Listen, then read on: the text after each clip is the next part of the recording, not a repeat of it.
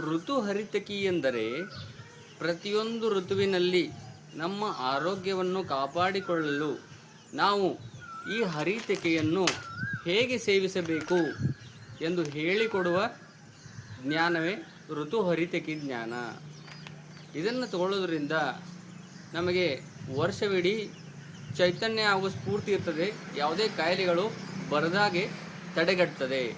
ಇದನ್ನು ನಾವು ಋತು ಹರಿತಕಿ ಅಂತ ಹೇಳ್ತೇವೆ.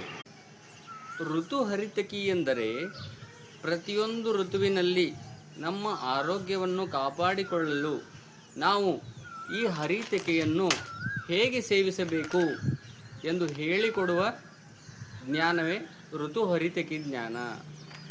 ಇದನ್ನು ತಗೊಳ್ಳೋದ್ರಿಂದ ನಮಗೆ ವರ್ಷವಿಡೀ ಚೈತನ್ಯ ಹಾಗೂ ಸ್ಫೂರ್ತಿ ಇರ್ತದೆ. ಯಾವುದೇ ಕಾಯಿಲೆಗಳು ಬರದಾಗೆ ತಡೆಗಟ್ತದೆ.